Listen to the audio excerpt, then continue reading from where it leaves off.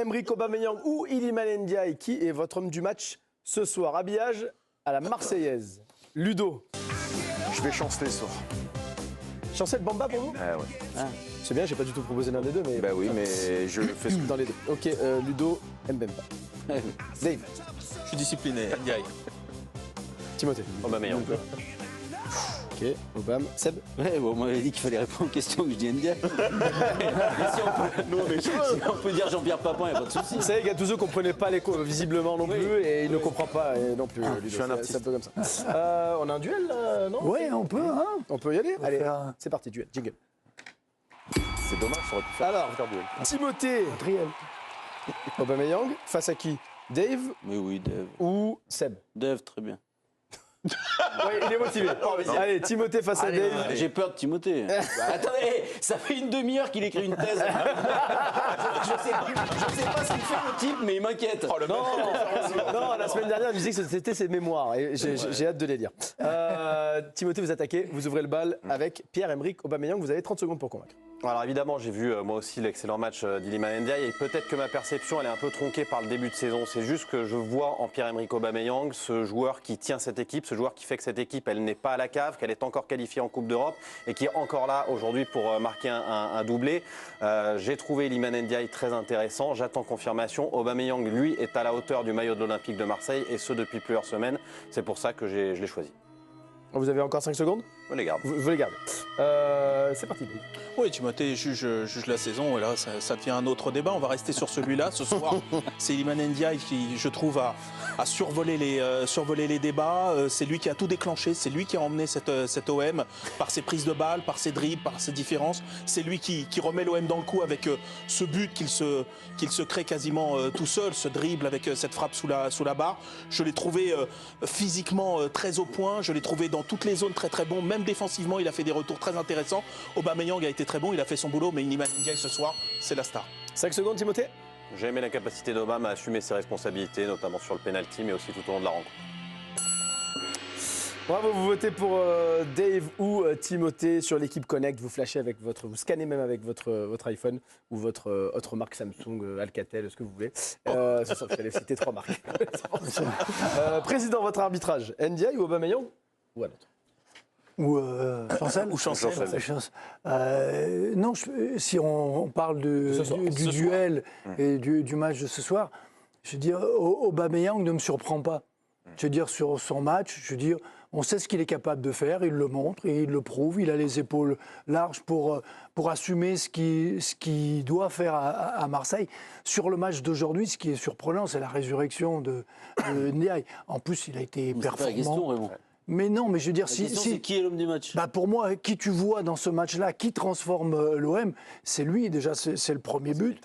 Ses prises de balles, ses orientations, sa qualité pour garder le ballon, pour servir de point de fixation et son travail défensif. Oui, pour moi, il a été essentiel dans le jeu de l'OM. C'est pas sûr que s'ils ont le même qu'ils avaient il y a 15 jours.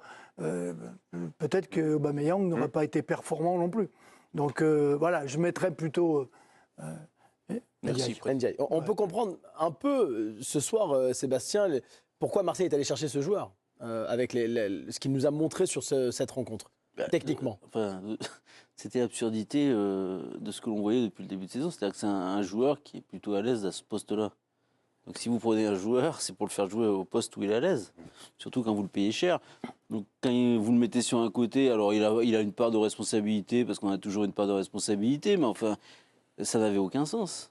À un moment, vous construisez un effectif, vous faites jouer les joueurs là où ils sont le meilleur, et de temps en temps, ils peuvent dépanner ici et là. Et donc là, on revient encore une fois à la normalité. C'est normal, il peut être que meilleur là que sur un côté. Quelqu'un qui a compris la question ce soir, contrairement à Ludo, c'est Georges Quirino. Georges, plutôt Iliman Ndiaye pour vous. Hein. Ouais, 100% d'accord avec tous les arguments qu'a donné Dave. Je vais même rajouter par rapport ici en étant au stade, Iliman Ndiaye, quand il marque le premier but, c'est lui, on a l'impression même qu'il réactive tout le monde autour de lui offensivement. C'est lui qui a réussi à avoir cette énergie pour impliquer tout le monde ensuite sur cette rencontre. Et puis surtout, voilà, c'est lui qui provoque le penalty en fin de match. C'est lui qui surperforme ce soir qu'on n'attendait pas. Et c'est lui qu'on a vu également avec cet immense sourire qu'on n'avait pas vu depuis le début de l'année. Je peux vous dire, quand il est sorti du terrain, il y a eu une standing ovation du Vélodrome. On rappelle, c'était son premier but au Vélodrome. Donc voilà, on a l'impression d'avoir découvert un garçon libéré, qui a réussi à se libérer dans son activité même ce soir, relâché, qui avait pas seulement envie de bien faire, mais qui a bien fait ce soir. Donc on a l'impression que ça va être un match charnière pour lui et pour sa relation aussi avec le public marseillais. Avant de parler de On voit bien que tout le monde juge Iliman Ndiaye à l'aune de la médiocrité de ce qu'il a fait avant. Et Non, de la qualité de ce soir. Je suis pas d'accord. surtout ce soir. Non, mais tout le monde dit parce qu'il nous a surpris, parce qu'on ne s'attendait pas à ça. Moi, je préfère la consistance. Moi, j'ai pas dit ça. Moi, je trouve que ce soir, c'est lui qui déclenche, c'est lui qui met l'OM dans le bon sens. Je trouve que c'est lui qui crée ce but quasiment, parce qu'il faut vraiment le mettre. Je trouve que Aubameyang a bien fait son boulot. Je trouve que Iliman Ndiaye a vraiment porté cette équipe. Et après, peut-être on ira sur Chancel Mbemba. Pas forcément. D'accord, ok. Il y a une autre vision. Non, mais il y a quelque chose que j'aime beaucoup chez ce joueur à la base, et parce que je le connaissais pas. Il venait de Nottingham Forest, c'était du Championship. Sheffield. Sheffield, je l'avais pas vu jouer.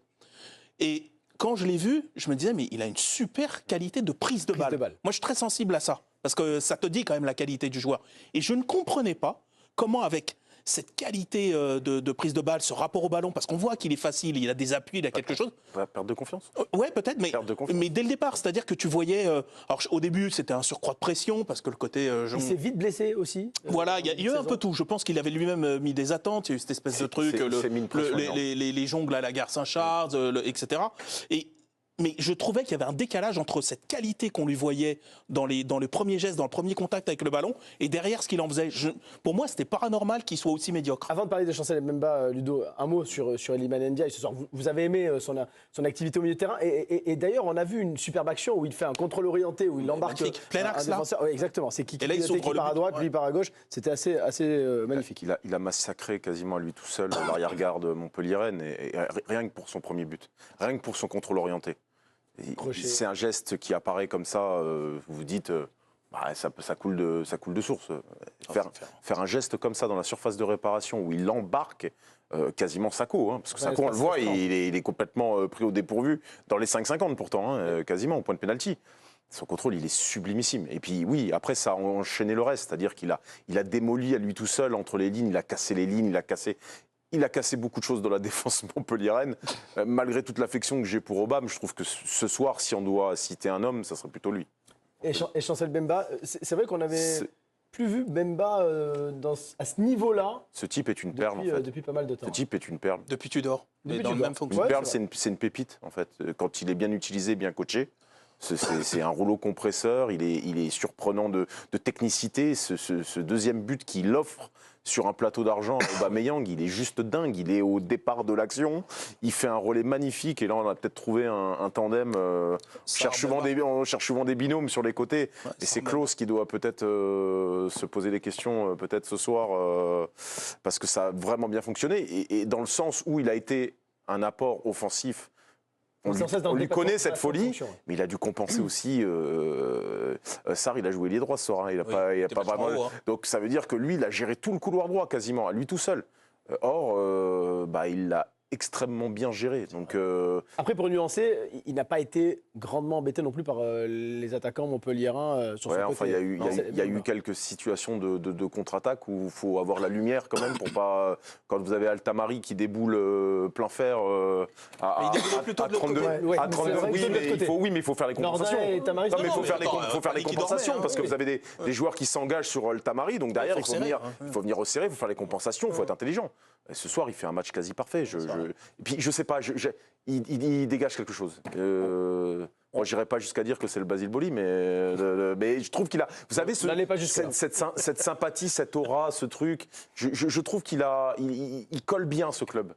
C'est la bonne ADN. Mais c'est vrai qu'on l'a vu très bon aujourd'hui et j'ai eu la chance de voir tous les matchs de la République démocratique du Congo à la Coupe d'Afrique des Nations. Il a été un des meilleurs joueurs de la CAN, Mais d'ailleurs. bien sûr, c'est un des meilleurs de la CAN dans une équipe qui avait des qualités, mais qui avait aussi certaines lacunes. Il a toujours su tenir son rôle de capitaine, compenser, parfois monter. On l'a vu beaucoup monter avec la République démocratique, se projeter vers l'avant. Non, on voit qu'il y a pas mal de joueurs de Ligue 1 à qui la CAN a fait du bien. Il en fait partie. Vous êtes d'accord, Raymond Complètement. Qui a retrouvé son niveau ce soir, pour vous? Oui, d'autant plus qu'il a bien compris ce qui se passait sur le côté et comment il fallait compenser. Non, mais c'est ce système à 3 où l'axial côté a un vrai travail de.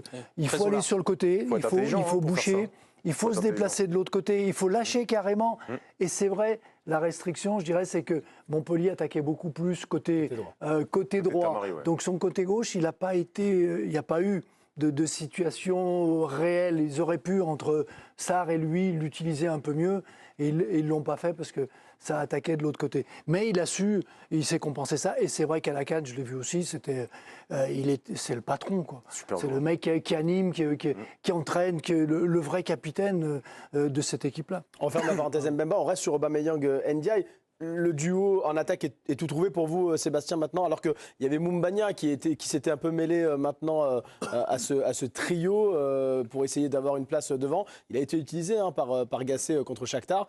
Il est arrivé aussi pour occuper le poste d'avant-centre aux côtés d'Aubameyang. Pour vous, le duo, ça doit être Iliman Ndiaye et Aubameyang? La logique, après, encore une fois, il faut quand même être raisonnable. Vous l'avez souligné à de nombreuses reprises, on ne peut pas dire qu'il ait réalisé une grande saison jusque-là, Ndiaye. Donc là, il réalise un grand match. La logique, en tout cas, c'est qu'on continue là-dessus sur les 2 prochains matchs. Il va falloir qu'il confirme, c'est toujours la même histoire. Après, la concurrence, elle n'est pas incroyable. Donc ça paraîtrait plus raisonnable de partir effectivement sur ce duo. C'est vrai qu'il n'a pas eu cette régularité dans les performances, on le sait, et on ne lui a pas forcément donné. On se souvient d'un bon match à Monaco, derrière il n'est pas forcément titulaire. Ludo, on ne lui a pas offert cette régularité. Et pas à ce poste-là. Donc laissons-le enchaîner 2-3 matchs, et puis on va voir ce que ça donne. Le foot, c'est aussi de la continuité, quoi. Vous avez besoin d'avoir des repères, surtout dans un club avec autant de pression que celui-ci, on l'a dit. Il s'est mis, lui, une pression terrible avec cette vidéo qui a été faite. Alors, dans son arrivée, il portait ça aussi. Dans une bonne intention, parce qu'on s'est dit, oui, c'est super, on a un jeune qui était là, il aimait le club, et truc. Il y avait un côté storytelling qui plaisait à tout le monde. Mais du coup, un surcroît d'émotion. Oui, ça sentait. Et donc, ça l'a limite plombé plus que ça ne l'a. Et surtout d'attente. Ouais. C'est-à-dire que c'était pas Maradona. A priori, vu sa carrière. Il y avait un décalage. Mais non, mais c'est ça le problème. C'est qu'on veut tellement aujourd'hui faire des stories, des vidéos, créer le buzz, amener un élan, qu'on fait n'importe quoi. Ça n'a pas de sens, en fait. Ce garçon venait de 2e division. On savait que c'était pas un immense joueur à l'heure qu'il était. Donc il faut être raisonnable. Il faudrait qu'on soit un peu plus raisonnable. Bon, après, c'était aussi le jeu des réseaux sociaux. Mais oui, mais c'est le jeu que je conteste, mon cher ami. Laissons-le enchaîner 3-4 matchs. Sortez-la après, la vidéo. En plus, de toute façon, Moumbagna, il est venu... c'est pas venu pour être un titulaire en puissance. Mais il a remplacé numériquement Viti. Et puis, c'est un garçon qui a besoin aussi de peut-être se refaire la cerise au niveau physique. C'est vrai qu'il y a peut-être un petit peu 1 ou 2 kilos par-ci par-là dont il devrait se débarrasser pour être un petit peu plus mobile, un peu plus fluide. Donc ça va peut-être lui laisser le temps à lui aussi de se constituer un potentiel physique pour venir donner des coups de main à l'OM quand peut-être Ndiaye sera un peu moins bien. Voilà, il aura son rôle à jouer. Il y a peut-être un truc à 3 à faire, il y aura assez de matchs pour... D'autant que Jean-Louis Gasset aime les groupes assez restreints, mais il ne va pas se contenter d'avoir un véritable numéro 9 avec Aubameyang, plus Iliman Ndiaye à côté. Il reste 11 matchs de championnat, 2 matchs de Coupe d'Europe, peut-être 4, peut-être 6, peut-être 7, espérons-le, souhaitons-leur. Il aura son rôle à jouer, mais au regard de la prestation de ce soir, évidemment, qu'on n'a qu'une envie, c'est qu'il soit reconduit la semaine prochaine. C'est Sarr qui, ce soir, va poser énormément de questions sur le couloir droit. Il avait fait un match incroyable ce soir. Oui, mais contre une équipe Montpellier-Rennes, à domicile. Je trouve que les conditions étaient réunies pour l'utiliser comme ça. Oui, mais, tu vois, tu peux le faire jouer haut, etc. Oui, mais tu demandes à revoir. Du coup, je demande. Si t'es entraîneur, tu te dis, oui, quand même, je retente le coup. Ouais, il a vu depuis 5, 6, 7, 8 ans les matchs de football, Jean-Louis Gasset. Non, donc la constance. Encore une fois, il se dit, c'est pas sûr non plus. Tu joues sur la là ce soir avec le match qu'il fait. Il te dit peut-être que pas, tu peux je remettre. tente le prochain match de. T'es pas obligé de le mettre au clou. Non, mais je parle pas sur le choix que lui va faire, mais je me dis, sur l'hypothèse que ça marche avec autant de réussite que ce soir c'est une réussite pleine, franche. Mais je trouve que les conditions étaient réunies pour le coup. C'est vrai que personne n'est allé les chatouiller dans leur couloir. Sarr, tu peux le mettre en ailier pur, là où il est. C'est quand même ça son jeu. Quand il y a une équipe qui va te mettre un peu plus le business, c'est-à-dire que tu vas devoir défendre, reculer, etc., et que Mbemba, il ne pourra pas tout faire à ta place. Après le prochain match, C'est clair. Oui, non, mais là, ils ont un bon calendrier. Il y a Clermont et Nantes. Il y a Nantes, Nantes. ouais. Tu peux le prendre, tu peux le battre, ce calendrier. Mais, par exemple, ne serait-ce qu'en Coupe d'Europe, est-ce que tu vas là-dessus? Pas sûr, hein, là, c'est Villarreal. On a beau dire, ils sont 12e, mais ils ont battu Rennes. Ça va, hein, c'est une équipe qui était il n'y a pas si longtemps, qui a gagné d'ailleurs la Ligue Europa, demi-finaliste de Ligue des Champions. Je ne sais pas si tu refais ce dispositif-là. Sur l'effectif, il récupère certains joueurs. On parle de Pape Gueye également. Kondogbia était bon aussi ce soir. Qui ça? Kondogbia. Kondogbia était très bon ce soir. Bon, mais il revient bien. On attend un retour de Rongier aussi dans C'est un quelques semaines. C'est un métronome. Faut qu'il revienne, lui. Lui, il te rééquilibre toute la balance, quoi. C'est-à-dire qu'il a telle intelligence de compréhension des déséquilibres qu'il est toujours bien placé, il est en bon endroit au bon moment. Puis quand il est dans une forme optimale, Il a Jolo. le crochet qu'il fait là, quand il se l'emmène, Ouais. il embarque deux joueurs et il frappe pied gauche. C'est-à-dire qu'il a non seulement la capacité d'organiser, mais il peut aussi t'apporter une solution sur des frappes de loin, sur des... Il a quand même les une dimensions. capacité à casser les lignes avec ses passes qui, ça se trouve pas sous le sabot d'un cheval. Ça, Mais ça, c'est cher Karim. une certitude. Et là aussi, s'il joue à l'Olympique de Marseille, c'est parce que sur le plan athlétique, ils ont- il a des, il a beaucoup il a des d'absences. problèmes. Ouais, et donc, mais il est régulièrement absent. Sinon, il ne jouerait pas à l'OM. Ils sont plus sur la fin que sur le début. Oh, il n'est sûr, pas si vieux que ça, Kondogbia. ça- Il a pas... Non, mais il a toujours eu des problèmes Voilà. d'assiduité avec son physique qui a été défaillant. Mais si tu l'as, par contre, en canne, fit, etc., lui, c'est un joueur, c'est une valeur sûre. Lui, il te change le. Voilà, lui, c'est un vrai l'équipe. joueur. Hein. Et puis, il faut vraiment que Rongier revienne. parce que 31 lui ans, aussi, c'était Kondogbia. Voilà, donc ça va. Rongier, il faut qu'il revienne parce que lui aussi, c'est quelqu'un qui te résout quand même beaucoup de choses. C'est par son volume de course, son intelligence, ses compensations, tu en parlais. Lui, Verretou, Kondogbia.